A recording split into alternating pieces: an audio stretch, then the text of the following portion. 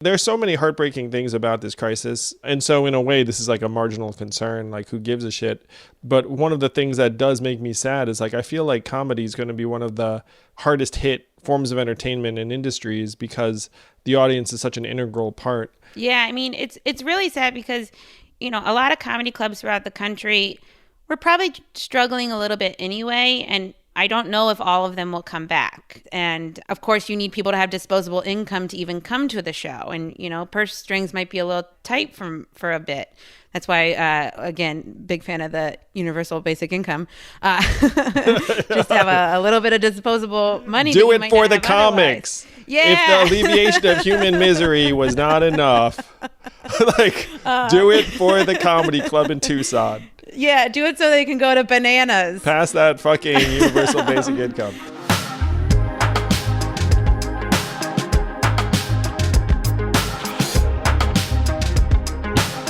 Recently, I caught up with the phenomenal Michelle Wolf, who's a comedian, TV personality. She performed at the White House Correspondents Dinner a couple of years back. You might have heard about that.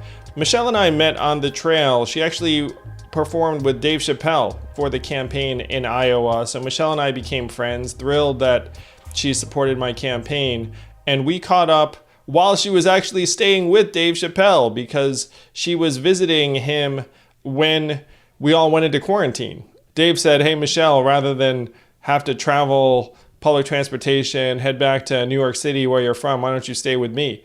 So Michelle has been with Dave Chappelle in Ohio, and they've actually been performing comedy in cornfields, which are outdoors and very socially distant. So that's an image for the ages. That you have world-class comedians performing in the cornfields of Ohio, but that's happening.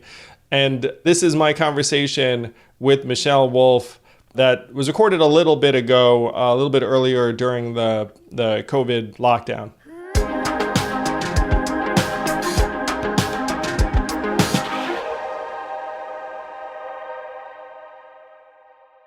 At the Chappelle household, I can't contribute too much, but every once in a while I'll try to make a festive salad. Dave was very funny to point out that I did a salad with a carrot ginger dressing, and he goes, "Your dressing."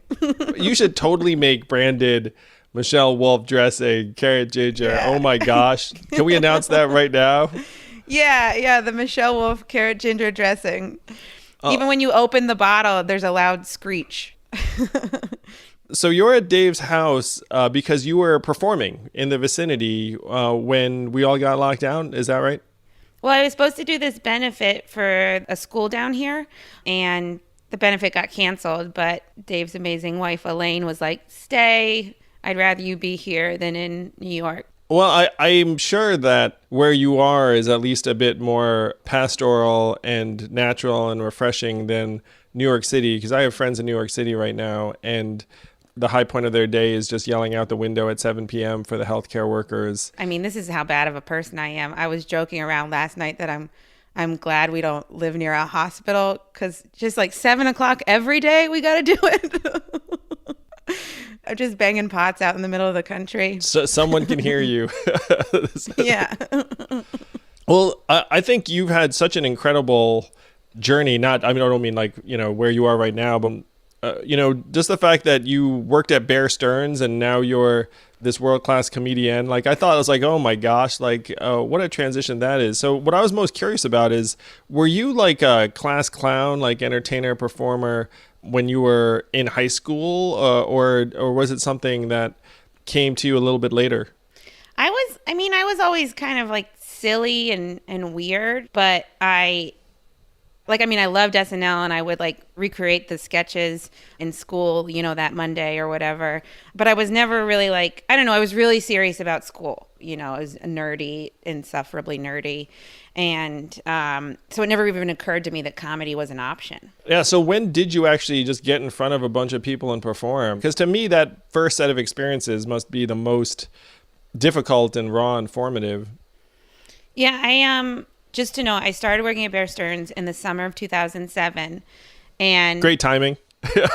Yeah, perfect timing. It was 2 weeks after two of their hedge funds collapsed. And then March of 2008, of course, the entire bank collapsed. So Michelle, was this your fault? I like to take some of the blame for it, you know, like even if I didn't do anything, I at least put the energy out there that it could fail, you know? You showed up and you were like, mortgage-backed securities, that's the future. Yeah. Let's overbuild houses. Well, that's what you get for hiring someone with no economic or business experience. No, so I went to a taping of SNL. I've been such a huge fan. I wanted to know how people got started, and it turns out that almost everyone got started with improv. So I signed up for a class, and after my first class, I was just like, oh, I just want to do more of this. Wow. I think the first class was like a week after Bear collapsed. Wow. Well, you went from there, you went to another bank. So you had this banker by day, comedian by night lifestyle for a little while? Yeah, you know, we got swallowed up by JP Morgan, and I was young and cheap relatively compared to a lot of my bosses. So they kept me. We used this Microsoft Access program that I kind of created, and I was the only one that knew how to use. So I made myself valuable. That's a good job security tip. Invent some shit that only you can use, and then they can't get rid of you. Yeah. But yeah, I got to keep my job while I got to watch everyone over the next year. Every Thursday, people got fired. Wow. I think at that point, when I was at Bear Stearns, I probably had like 5 VPs over me. And it was just one of those things where it was like, yeah, there were too many people, you know, like some of them were going to have to go. It sucked seeing people get fired all the time, even the ones I disliked. You know, I kept the job, and then I kept trying to do more and more improv. 2 classes a week and trying to go to as many shows as I could. And yeah, that eventually turned into stand-up. That was in like 2011. I started doing stand-up. I was trying to do as many mics as I could a night. And that's when I was like, oh, I got to find a job that's a little bit more flexible. Like I can't be staying until like 7 p.m. and make it to these mics. I need something that's going to let me out earlier, which is when I ended up getting a different job at a tech company, this research company. It was a computational biochemistry research lab where I was a recruiter because I'm not smart enough to work there in any other capacity. You weren't a biocomputational researcher yourself? No. I could barely remember the pitch of when we were at career fairs. So then you got to do how many open mics a night? In the role I took, they were looking for people that had outside interests because essentially I was doing a role that I was overqualified for, but you know, their policy was do your work, do a really good job, and we'll support your alternative activity outside of work. So it's literally the perfect job for someone pursuing something like stand-up. So I worked there. I got to leave at like whatever time I needed to get out, as long as I got my work done. And I was doing 3 mics a night, sometimes 4 or 5 if you could fit them in, and you know, travel to Brooklyn and Queens. Yeah. And that's really kind of when things started ramping up. That's also when you know, I think I first got on Twitter in 2012, and I would just sit and I'd write jokes all day while I was at work, based off of the news. A lot of them awful. You know, I was just starting out and I had like 5 followers at the time. So it was no harm, no foul. I was one of them, Michelle. No, I wasn't. I remember those jokes you were crafting at the Bio. So when did you decide to just bank it all on comedy? Because I feel like it's a very big deal to actually go full time. And I know while you're doing these open mics, they were probably paying you in like booze or whatever. Yeah, literally. You'd either get, well, first of all, sometimes for open mics, you'd have to pay. You'd either have to buy a drink to even do the mic, or you'd have to pay like $5. So at this point, I'm not really making any money in stand-up. I think they just want to make you alcoholics in the beginning. And they do a pretty good job. But so the other person that had my job at this company, he ended up leaving to go to medical school. And instead of hiring someone else, they were like, actually, Michelle, we think you can do both jobs. And at that point, I had like more responsibility at work, and I was like, this isn't what I signed up for. So I made the conscious decision to try to get fired. But like the company's so good that if I got fired, they'd still pay me severance. but I had to do it in a way that wasn't egregious. So I just did less and less work over time. This seems like some romantic relationships I've been a part of. Yeah, seriously. Like, maybe I can make you conclude. Yeah. I made them break up with me. But it was actually really hard because I'm not the kind of person that likes to like not get stuff done, and it was just you seem like a very hardworking, conscientious, effective person. So being consciously ineffective for months must have been really difficult. It was really hard. I hate getting in trouble. These people were nice, the company was trying to do good things. It was really like they're trying to find cures for like cancers and, Parkinson's. And there I am just doing less and less work so I can get severance to quit my job. Overall, I'm a pretty bad person. So, well, I mean, what that story, what that says to me is like, people will do what their incentives are. You know what I mean? I mean, clearly you're not the sort of person that likes to disappoint people. Right. But if you set up a system where that's the rational thing to do, then like a lot of people will do just that. Yeah. I mean, I think I needed to do that. It was kind of my first lesson in that, like, oh yeah, sometimes you have to disappoint people in order to do the thing you want to do, which I feel like I've done throughout my career pretty well. You're like a serial disappointer. It's like, yeah. It's a time to disappoint someone else. So I think the sooner I realized that not everyone's going to like you, the more free my comedy became. Not to skip ahead, but I feel like the culmination of your freedom was the White House Correspondents Dinner in 2018, where like I thought that was the most courageous set I think I might have ever seen, because you were just really like, like you could almost see like the resistance going up, and you were just like plowing through it like a fireball. It was so awesome and brave, and I thought really profound, really smart. Oh, thanks. Like, I think that might have been some of my first exposure to your work, and I just was blown away by just how free you seemed.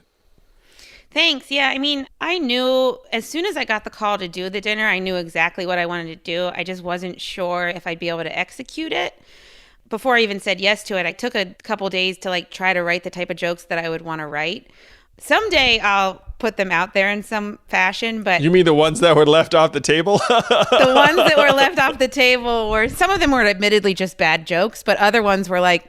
Even like my friend Keith Robinson, he's a comic at the Cellar, and he's known for saying and doing kind of whatever. There was some where he was like, no, I don't think you can do that one. It's a very useful friend to have there, Michelle. Yeah.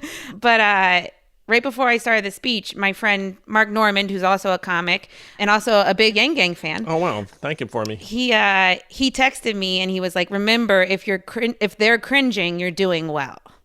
So I held on to that. And as soon as they started to tighten up, which was almost immediately, I kind of sat in it. And, I'd also had like a glass and a half of tequila at this point. So, I was more comfortable sitting in it.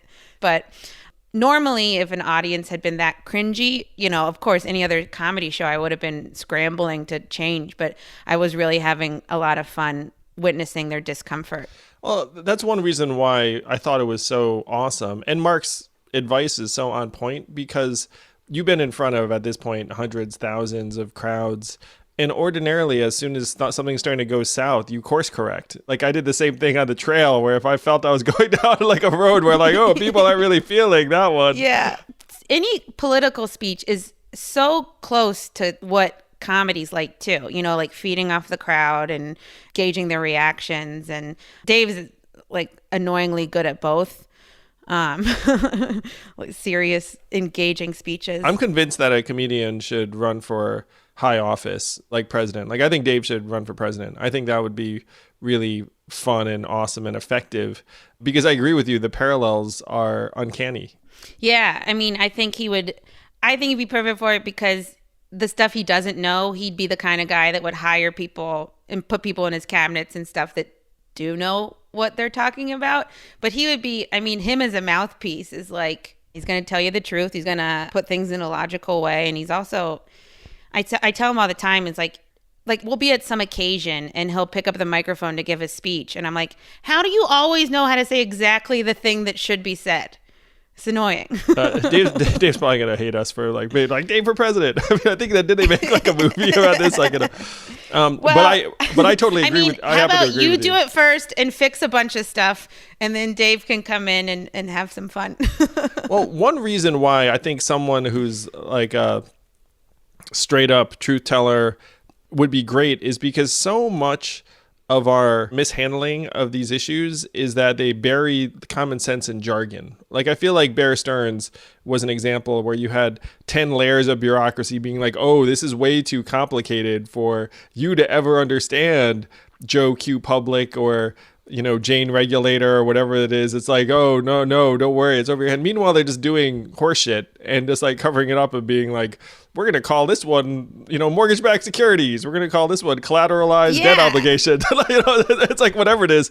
And you know that stuff's going on in government too, where if you had someone like Dave as president and someone tried to pull shit like that, he'd be like, what are you talking about? Someone explain this to me in English, you know? And like the same thing happened with the bailout. It was like, we're going to quantitatively ease. And it's like, what does that mean in English? It's like, we're going to just print trillions of dollars and give it to the banks.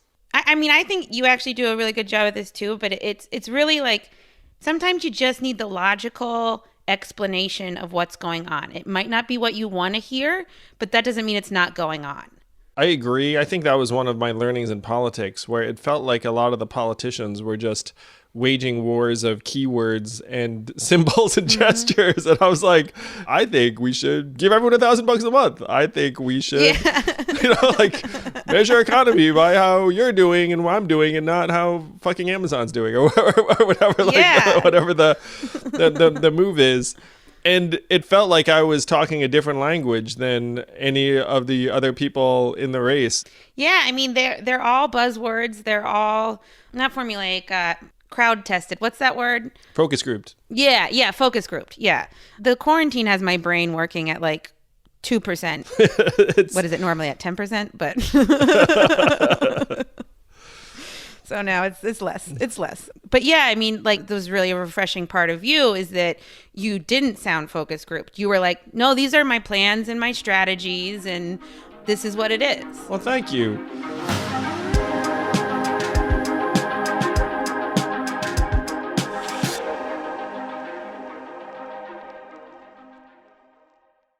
Who is your greatest film director of all time? If you're anything like me, James Cameron might be at the top of your list. And there's a podcast called Blockbuster that just follows James Cameron's life and career from the early days. Season 2 of Blockbuster, it's like a podcast series about James Cameron. When I think about James Cameron, I think about The Terminator, Aliens, True Lies, Avatar, Titanic. I remember when they were making Titanic, and as a human being, I was like, that movie looks fucking terrible. And then it comes out, and then it's like the greatest movie of all time. And I remember watching that movie being like, I will never doubt James Cameron again. Anything he does is magic and gold. Fair. His films had, you know, I remember Bill Paxton's character in Aliens being like, game over, man, game over. That was like pre-GIF era, but like me and my friends were just saying game over to each other for like months and months afterwards. So if you want to see what the heck James Cameron's life story and work were, check out Blockbuster Season 2, The Story of James Cameron. Available now for free on Apple, Spotify, radio.com, everywhere you listen to podcasts, like this one. You guys didn't know I had such a relationship with James Cameron, huh?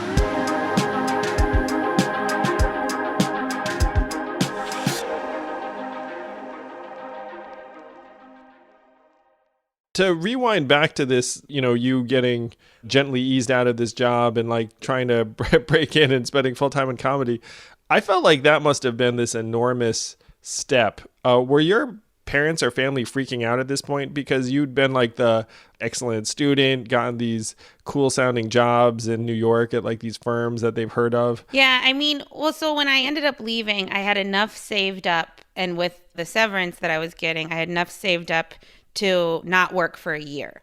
And comedy is really hard to explain like why you're doing it and how you're doing it to people that don't know it.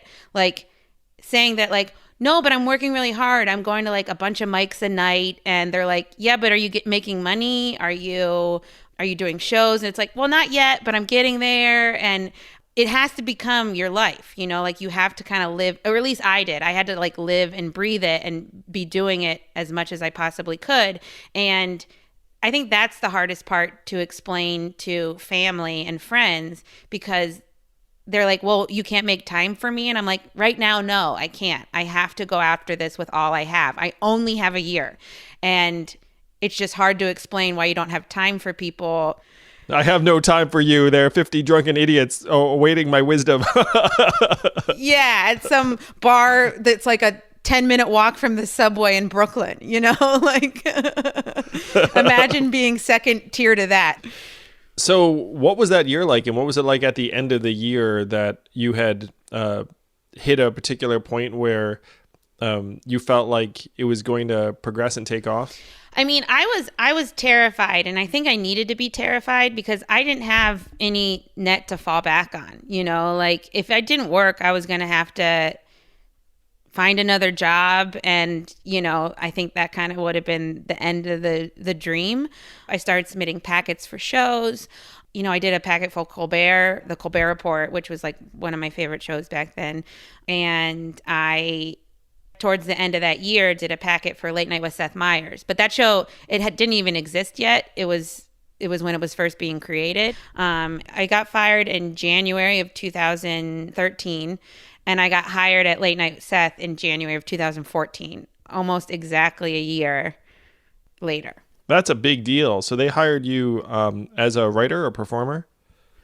They hired me as a writer, but all the writers there was this agreement that like we would potentially be able to do characters on the show.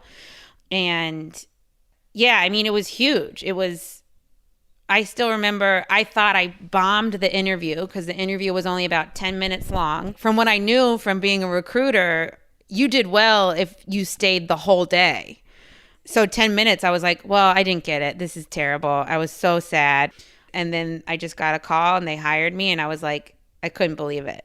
Good. That must have been the greatest call ever. You know, it's like right at the end of your year mark, your like savings are evaporating. You're like thinking, well, what next? It was amazing. I was like, I remember I was walking down the street and I got the call and it started to rain. And I was like, this feels like the opposite of what should be happening, but it's like the heavens are crying tears of joy on you. Yeah, so like yeah. I told you have a career in comedy now. And working at Seth was, you know, of course he's funny and all that, but he was such a great boss, him and Mike Shoemaker, who's the showrunner.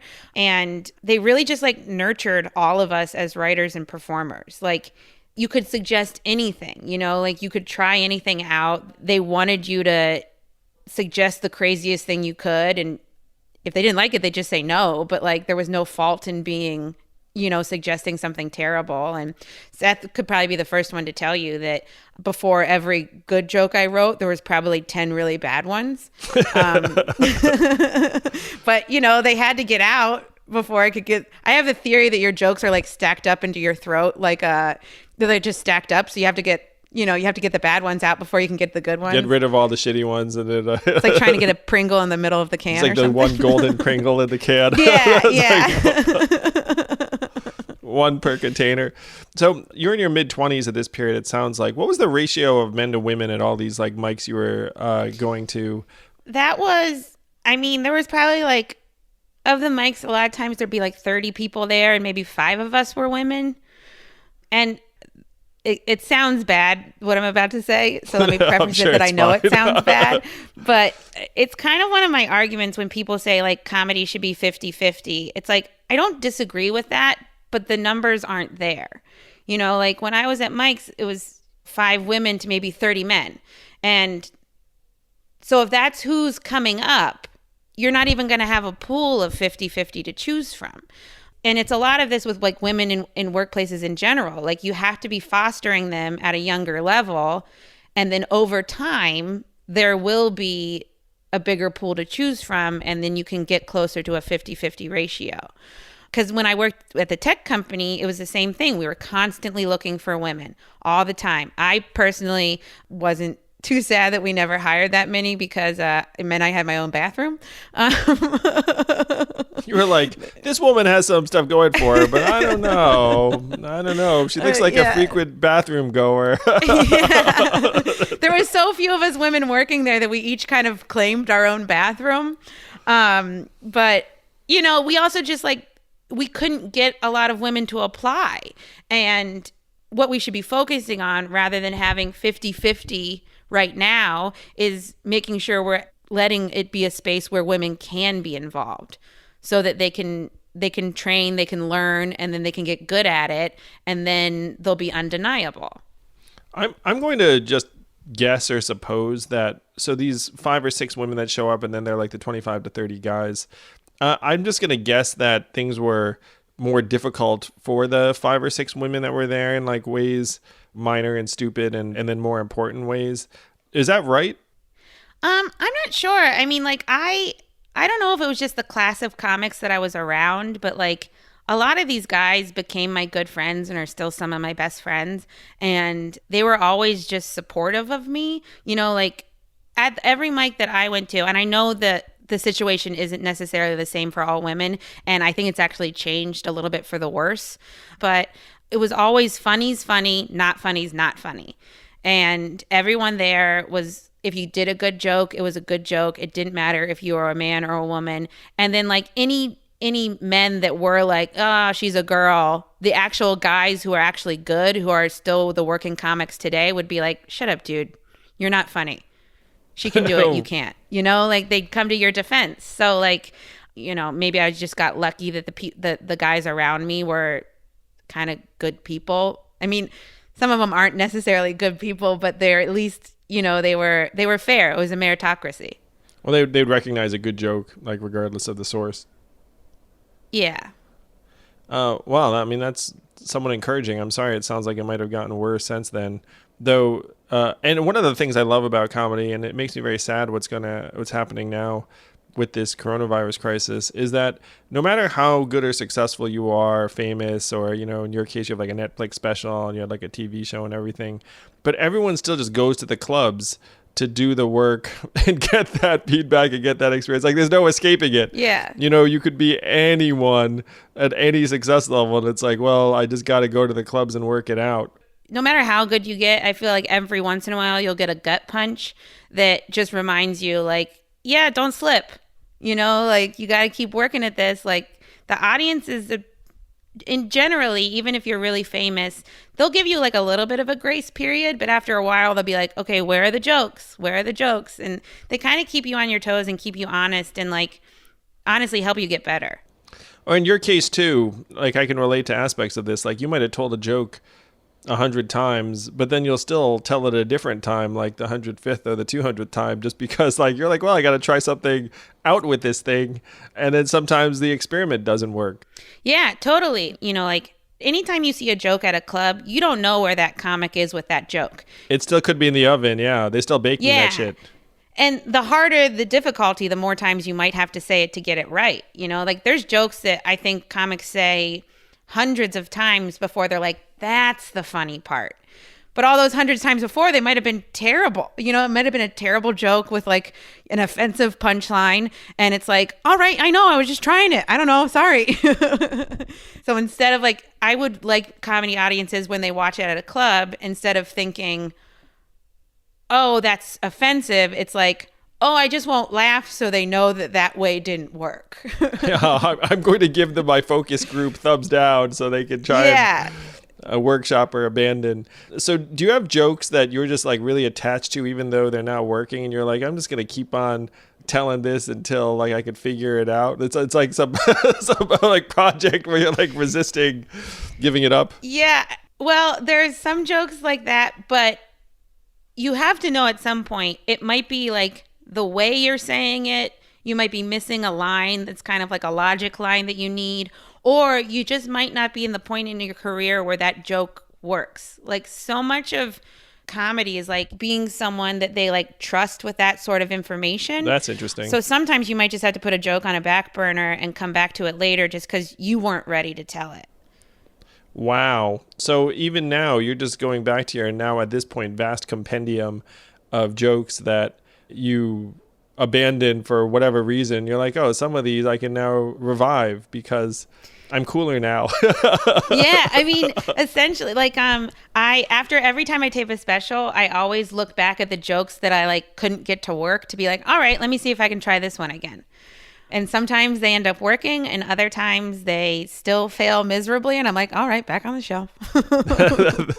That's so interesting. So you become a writer on Seth's show. Seth, I mean, I don't know him well, but like I've been on his show and like I've met him a couple of times, and he seemed like a great, smart, really earnest guy to me. So it doesn't surprise me that he was looking out for his people. So then what happened next?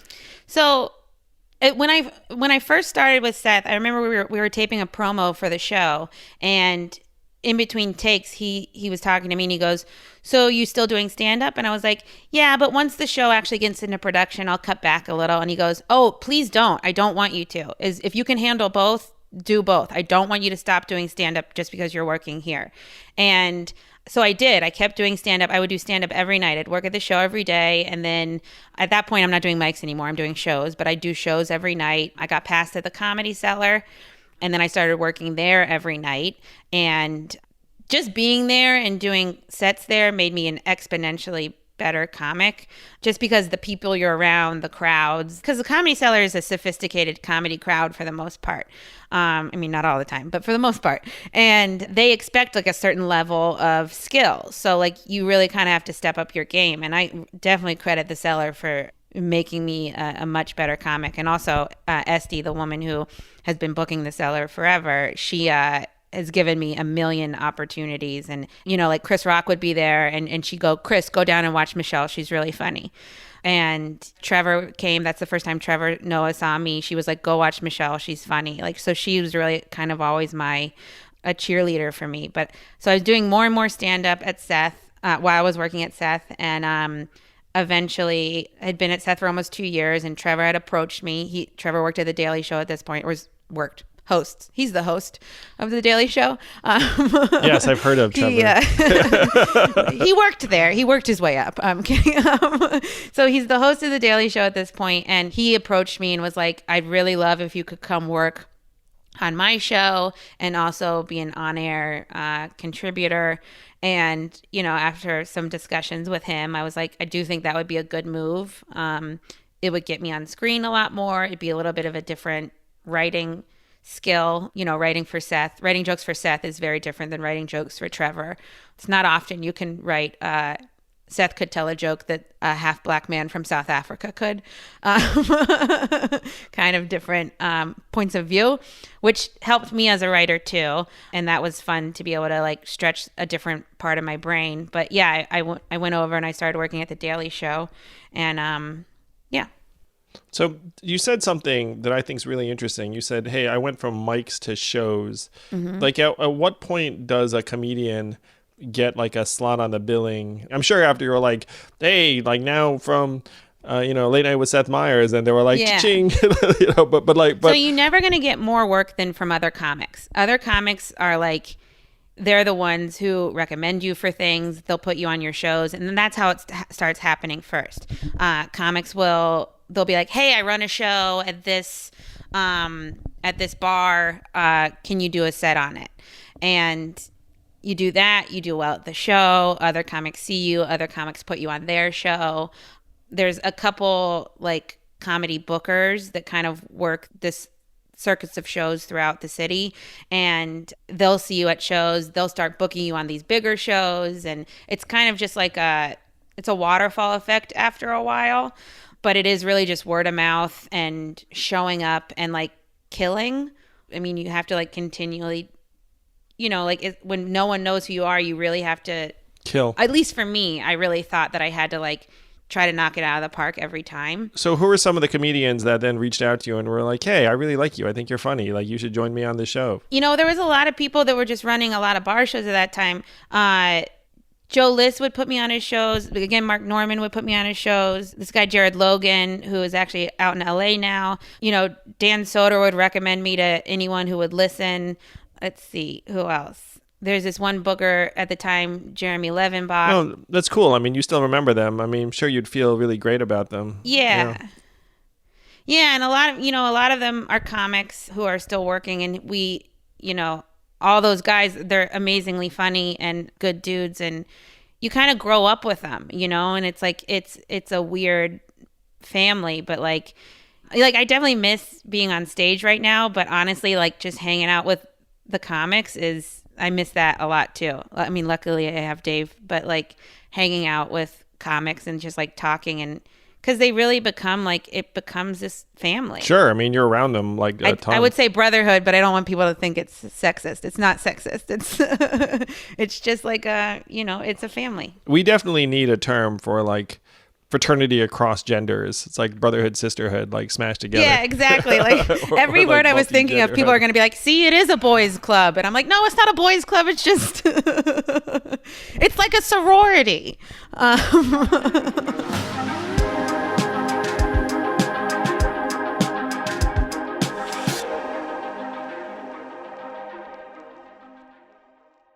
How did Seth take it when you were like, hey, I think I want to go work for Trevor?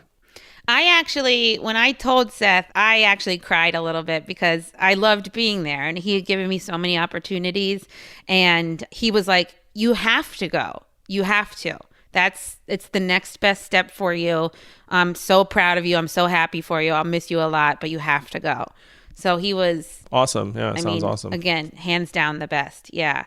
And same with Mike Shoemaker. They were so supportive, and they're still great people who I could reach out to at any time, and they'd be there, and it's nice.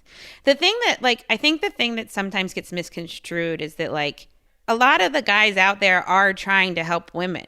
I've worked for a lot of men, and everyone that's gotten me something has been a man, Hannibal Buress recommended me to Chris Rock to write on the Oscars.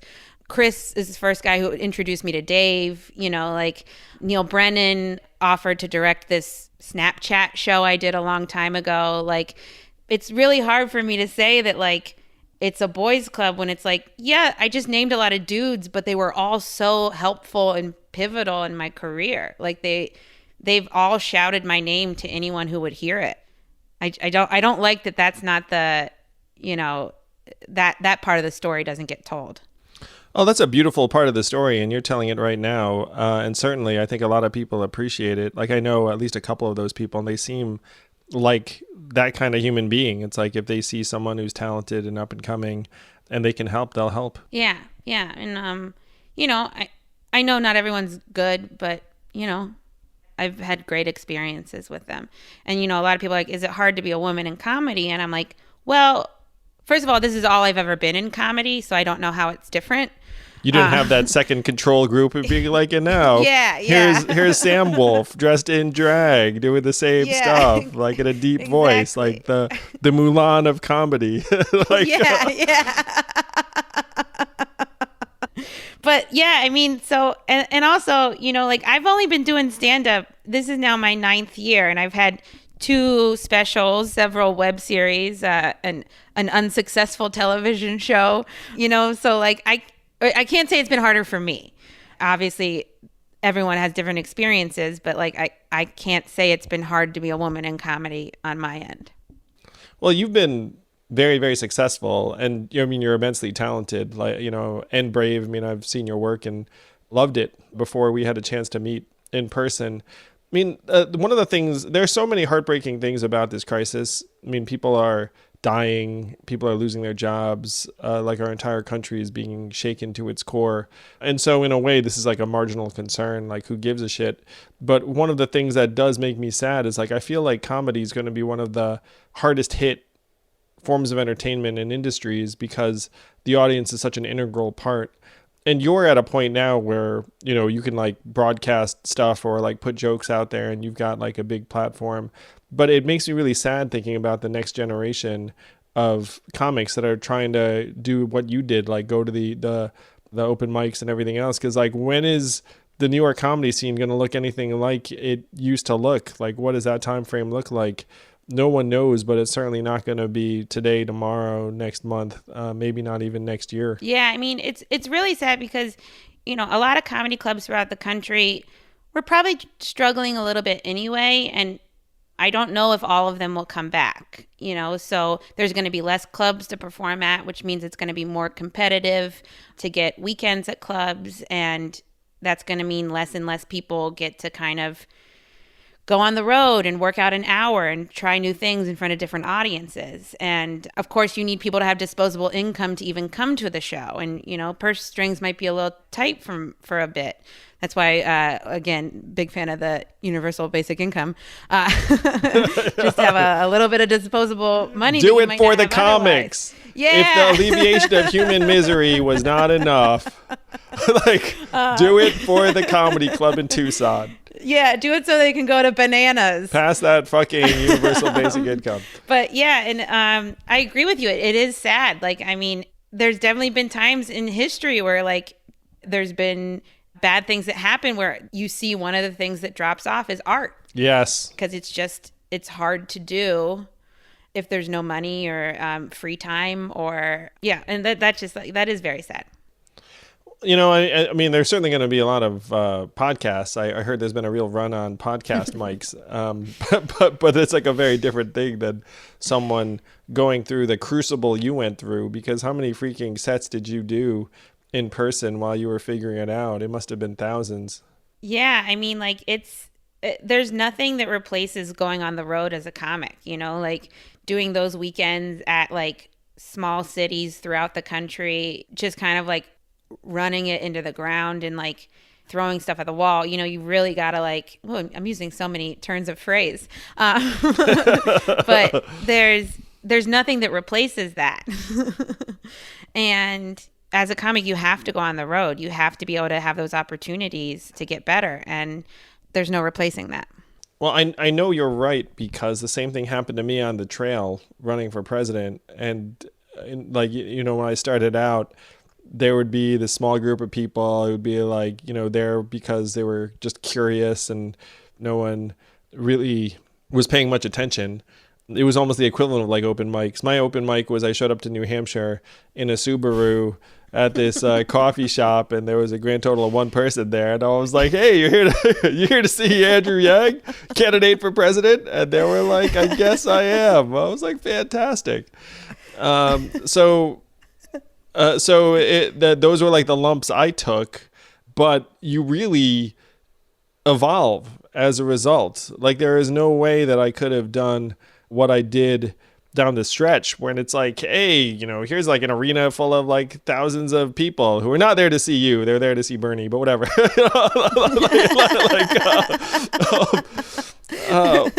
But at that point it was repetition number 2000, and so then you have different muscles. You're a different type of performer. Not to say that politician equals performer, but there's certainly a performative element. Oh, definitely. And, yeah, and there is no way you can get to point B from point A without thousands of live events. And so it is going to be very difficult to replace that for the next generation. I don't think that technology and podcasts and Twitter really can replace it. Yeah, that's why I get kind of annoyed when everyone's like, "Well, the new normal." I'm like, no, we shouldn't be settling for this as a new normal. We should look for solutions that allow us to gather and socialize, because that's what we should be able to do as creatures. That's the thing that scares me the most is when you can't be around people different than you, and you can't discuss ideas and have conversations, you become more and more divided. And the idea that is a real possibility is kind of terrifying, I think. It's one reason why I think the role of comedy has really grown is that it seems like it's one of the few ideological meeting grounds in America today where you could have someone say something and it doesn't fall neatly into a political camp. You could have people with different ideas or alignments on like the same stage within 30 seconds of each other. I think comedy's role is actually very important because of what you just said. It's like, how the heck can you have meetings of ideas or thoughts if, we're each in our own little bubble? Yeah, I mean, a lot of people, I think because of the Correspondents' Dinner, people think I'm like a crazy bleeding heart liberal, and I'm definitely a liberal, but like I think to do your best in comedy, you kind of have to live in the gray. You have to be able to see everything at their face value, and then because there's plenty of times when I'm like the right's not wrong on this, and you kind of have to let your ideological values kind of like go away for a little bit in order to see that, and then to maybe put it in a joke form to point it out to the rest of the world. Maybe you could point it out right in front of the president and their gang. Yeah. Or like whatever. So what was your reaction to the firestorm after the Correspondents' Dinner that you probably knew was coming? You're like, if I do my job, there will be this like, firestorm. I mean, some of it struck me as bullshit. Like some of the stuff where it was like, oh, she was somehow like, anti-woman or like I thought, I was like, that seems like a very strange reading. but yeah, but what was your reaction afterwards? First of all, I was pretty shocked that they thought I made fun of Sarah's looks, because literally 2 days before the dinner I had some looks-based jokes in there for Kellyanne, and I took them out because one of my friends who read it was like, I think you should take out the jokes about looks because I have a feeling that's what the media will make it about. And I was like, that's a good call. I was sad because I really loved the joke, but it was a good call. And I was like, you're right. Let's do that. I took out the joke, and then I was like, wait, but you're still going to get mad at looks? I should have told the joke I really wanted to tell. At least I could have earned it. I could have At least get mad at me for the right reason, But that's when I was like, oh, the media is even more like complicit than I thought they were, like when like I think it was like Andrea Mitchell and Maggie Haberman and Mika, whatever her last Brzezinski. And she when they specifically, got mad at me, and I was like, oh, you guys either are willfully ignorant or you're trying to maintain some sort of access that you have. And I tended to believe it was the latter, because I don't think any of them are stupid enough to actually think that that was a looks-based joke. But again, as soon as the headline's written, it doesn't matter what the truth is. As soon as that headline's out there, that's what people believe. One of the funniest things is that my manager, he got all the headlines from, because I was on like every newspaper the next day, which was a big shock to me. I knew what I was doing. I just didn't know it would blow up as big as it did. I had similar experiences, but continue. So I'm on, my manager took all the headlines and he framed all the good ones, and then next to it, he framed all the bad ones. So it's this great picture that has all the good headlines right next to all the bad headlines. And it's just so hilarious how it can be taken in two completely different ways. Of course, people were going to say negative things. That to me was a good thing. Like that, honestly, as it made me a more confident stand-up. The fact that I was like, yeah, you know what? You're going to do stuff that people are going to hate. But I'd rather some people hate me and some people love me than a lot of people just feel about me. And yeah, I mean, as like an artist, like if you try and avoid ever pissing anyone off, then like that's a very, very narrow lane. Yeah. You're gonna get boxed in, and it's not gonna be, at least for me, it wouldn't be that much fun. But maybe I also just like stepping on toes a little bit. But the thing that really like warmed my heart was the fact that all of these comics came to my defense. Like everyone, even people that like maybe don't necessarily like me, came to my defense. Like everyone was there, like, and people I'd never met before but always held in such high regard. Like Letterman said great things about me, Dave said great things, and this is before I even really knew Dave. Like just people that I've always loved and held in such high regard. And then also comics at my level, comics below me, all these comics came to my defense. And I was like, that's kind of the beauty of the comedy community. Like as long as you're telling jokes, like they should have your back. That's really beautiful. That is the community. And that must have felt great because people who you hold in really high esteem and, admire, they're like, oh, look, they know who I am and they approved of my work. that really would be all you needed. Yeah, it was crazy. I've never met David Letterman. I watched his show growing up, and I never got to do stand up on his show because I just wasn't ready when he was still on the air. But I would have loved to. But then the fact that he saw it and liked it and said nice things about me, it's really cool. It was really cool for someone who never got the opportunity to meet him before. Yeah, that would feel really good. And you do deserve it. When I saw it, I was like, this was really funny, brave, excellent.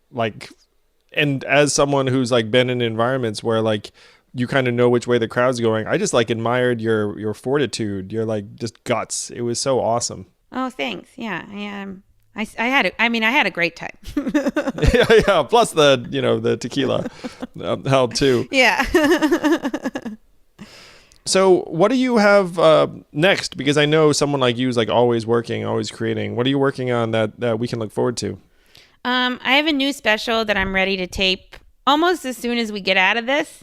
My last special came out in December of last year, and then this one, I was able to write it in a month, and I'm really excited about it. It's kind of all about one topic. Is that topic universal basic income? It is.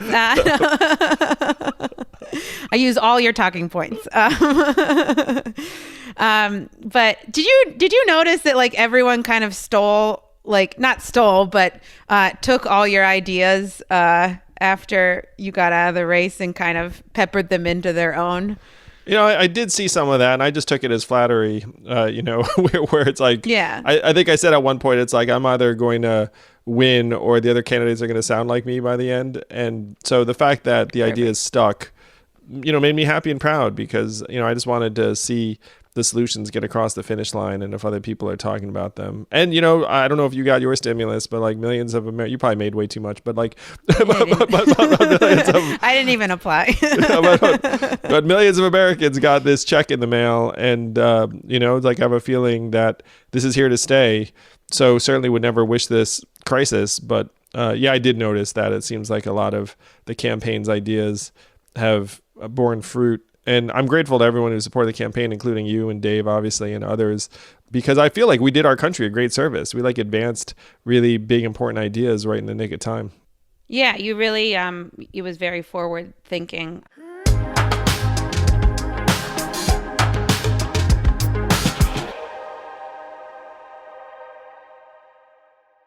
I've got this new stand-up set that I want to do, and then I'm also writing a couple things. I have a mini series that I'm working on that I'm really excited about, and a couple other potential projects that who knows if they'll get off the ground or not, but they're things that are exciting and fun for me to do. So, but stand-up is always hopefully going to be my backbone because it's the thing I love to do the most.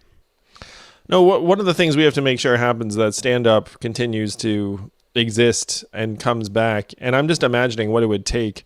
A lot of it, frankly, is just going to be whether we have the right testing so that people don't have confidence. Imagine if you went to a comedy club and you knew everyone in that club had been tested and is negative and you're fine, then you're fine. You can relax. If you don't know that, then it's going to be really, really hard because it'll be oh no, someone's breathing in my direction. That's not exactly a humorous environment.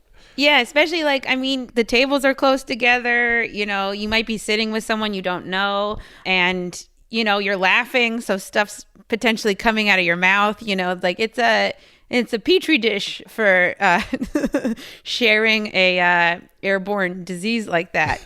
But I really hope that we can figure out a way to do live events that people are comfortable. I do think testing is the big thing. I think also the move is going to be, smaller venues, not huge crowd size.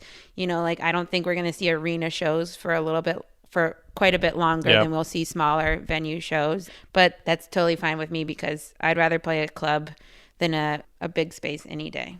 Not that I was like playing a ton of big spaces, but you were playing some big spaces. I mean, it's like I saw you in like freaking, arena. One of the things, and this is like something that is very practical, and I'd have to ask you. So imagine you're performing a set in a club, but the club has these like markers on the floor where like each person has 6 feet around them, and instead of it being a packed intimate vibe where people are on top of each other and like drinking, it's like the equivalent of like 40% full. Like, how does that sound to you? Because that might unfortunately be like the reality. And I know, as someone who's spoken in front of gatherings, ordinarily speaking in front of a mostly empty venue is not like a positive thing for like your like energy or performance or feedback, but that is like an approach. Like, how much would that impact you and other comics if like you were performing to essentially like a third full clubs? I mean, it definitely would hurt your paycheck for sure, but then also you're gonna have to get used to laughs sounding different, because like part of the beauty of a comedy club is that you're all packed together, and it's almost a contagious environment where you can, and maybe literally, where you can get the laughs rolling, and kind of like people feel more comfortable to laugh when they see other people laugh. So it's like it creates an energy and an uproar. But if you're that far apart, you're really just going to have to get used to things sounding different and being like, okay, that joke worked, even though the laugh seems about a third of what it normally would. Yeah, that's true. These are some of the things that we're going to have to be looking at in the days ahead, especially for people who are trying to be like you, frankly, because, you've achieved enough success where you have projects that aren't as dependent upon that economically. But I am thinking about how we can start to bring back every type of institution, from comedy clubs to schools to places of employment to restaurants, because so many people's careers and livelihoods depend upon us eventually figuring out how people can have the confidence to come out and enjoy themselves. Yeah, I definitely I agree that everyone should stay home, but I also am like, what are we doing psychologically to people? The fear of being in a crowd, a fear of being near people. It's like, how do you repair that damage? How do you repair that damage? Yeah. Like, what do you, and then it's also like, okay, maybe we get a vaccine, we get enough tests, everyone kind of either knows, or if you, if you get it, there's an easy cure, drinking Lysol, perhaps. But even after that's happened, like, are people going to be comfortable being that close anymore? It's going to be a long road back, and like the new world probably does not look like what we've been accustomed to throughout your life and my life. Like 2022 is not going to look like 2019 in terms of people's attitudes of getting together, even if we do have some of the vaccines and tests that we need. And I agree with you too that stay at home, flatten the curve, yes, but we do have to start evaluating how we reopen targeted parts of our economy before we have a vaccine, because a vaccine could be 18 months away or more, and it's not realistic to say to everyone like, well, we're going to be in for that time frame. If you look at other countries, some of them are starting to try and reopen. There are choices, because if you reopen too fast, like, you could cause a resurgence. But these are the questions we have to grapple with. You just can't take one extreme or the other. Certainly the people who are like, open everything. No, that's super stupid and deadly. But also it's like, everyone stay home forever. Like, that's not really an answer either. Like, we're going to have to peek our heads out sometime. I do want the world to, maybe like overall be safer, but like, I do hope people are striving to make it look like it used to in terms of like gatherings and things like that. Like, I hope there's people smart enough working on stuff that can allow for the technology that and like medical advancements that we can get back to the lives we knew. Well, there's something fundamental about a concert, a rally, a gathering, like a night out. I agree with you that if you lose that, it's something very human, where there's just something really important and profound about us being able to get together in that kind of setting. And I agree with you. That's what we should be aspiring for. Hopefully we'll get there, before too long passes. And I think our culture is changing through this, but, hopefully we can make it change in some ways that are positive. I mean, I'm deeply concerned about some of the damage that we're wreaking on people's lives. But you and I are going to be some of the people that help bring people back. And I don't know about you, Michelle. Maybe you feel this, but like I feel this responsibility to put good stuff out there because, people just need more good stuff out there. Yeah, I mean, like I keep sharing, video clips of old stand-up and things like that, and it's a weird situation to be in where it's like I don't want to do stand-up on, Instagram or anything like that because it's not the right way to do stand-up. But yeah, I mean, I think keeping people entertained and positive and distracted is kind of great. Yeah, we all have our roles to play, and certainly, we just have to do all we can. But thank you for taking this time. Hope you stay safe there. Please say hey to Dave and Elaine and the family. I will. I was supposed to visit. I had the flights booked and the whole thing, and then we all got sent home on lockdown. Like I didn't bother showing Dave like the tickets to Ohio, just be like proof. But you should know that, like.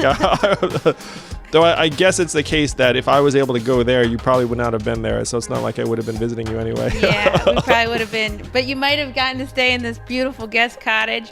I might have been in that casa, the Casa de Michelle. They should name that house after you.